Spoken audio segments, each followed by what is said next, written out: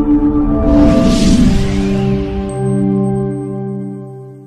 are here to give good service to our people, and the intention, the focus that I have as the governor is to ensure that services to the people are at their best, regardless. We have to ensure that when somebody comes to the hospital, whether it is on a Sunday, a Monday, a Thursday morning or evening, or in the middle of the night, they will come and get served. We're here to treat people, to save lives, and that's why I'm here. Secondly, there has to be a conversation between ourselves and our medical practitioners, and also those that are working within our health sector, that we have one common goal. They're not two.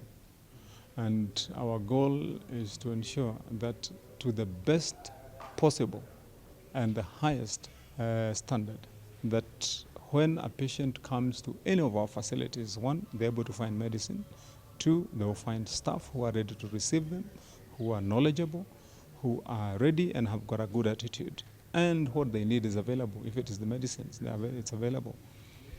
That can only be done once all of us are seeing the same way and looking at the same direction. And that's why I said that as far as the quality of services is concerned, as far as the commitment of our people is concerned, as far as the safeguard of either the equipment, the drugs, be it reagents or any other aspect of service is concerned, there is only one way. It has to be at its best. It has to be done that way.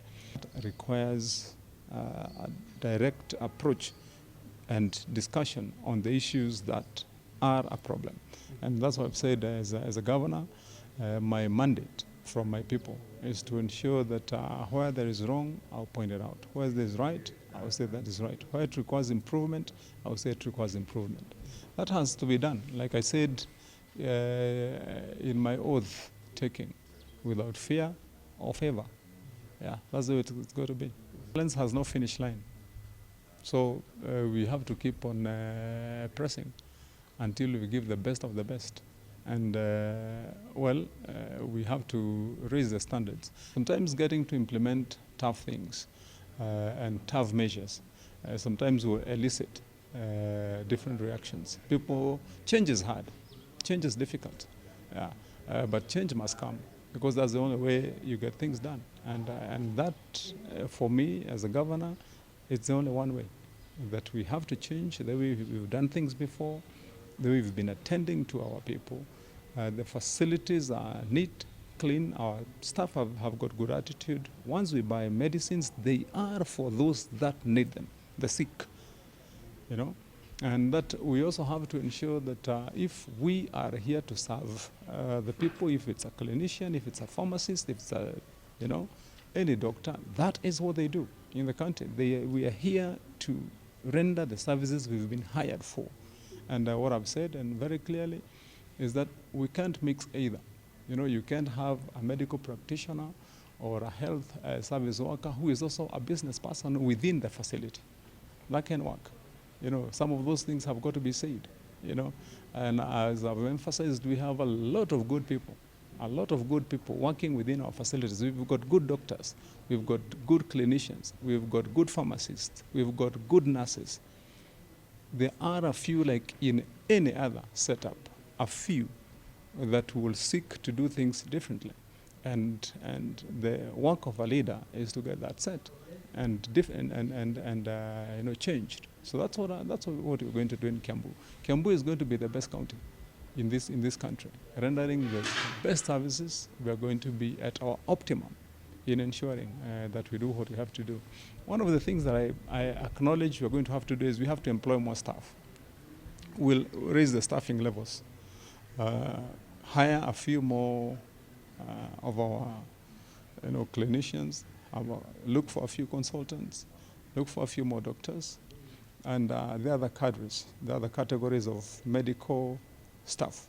That I think we have to increase those numbers so that we can have better service. I'm working on that as the governor. to ensure that we are going to have good staffing levels. As far as availability of equipment is concerned, I'm working on that. Indeed, I'm meeting the president on Wednesday for that discussion. We agreed yesterday, we have a meeting in State House. My work is to go and ensure that for these facilities, and that's why I decided to come here and see what's happening before I meet the president on Wednesday. What do we need to add here in Wangige and in Limuru, in Bibirioni, in Rukuma, in Gedongori, and in the other facilities like Roiro, Kihara, and Thika, and Gatundu? What do we need to add? How many more staff do we require to get operational? We will, and we don't have a choice, but to install a proper health management system within all the facilities, such that if there are medicines in Gedongori, the person in charge here in Wangige can see what medicines are there in Gedongori. If there is a service that is required in Thika, and the person to give it and the equipment and medicines required are in Bibirioni, the person in Thika will see that. That health management system, that one we need to do. Lastly is I believe that ultimately I'll need to have a good conversation with all our healthcare workers so that we agree moving forward. What approach do they want us to use to have the best service levels? That we have no choice but to do. Yeah. But like I've said, all those corrections we will have to do. We'll have to make them. It's the only way we can satisfy the people. This job that's the dictates of the job. Yeah. So, you know, for a doctor, for a pharmacist, for anyone, and for the governor, service to the people. Service to the people. You know, and good service, perfect service to the people.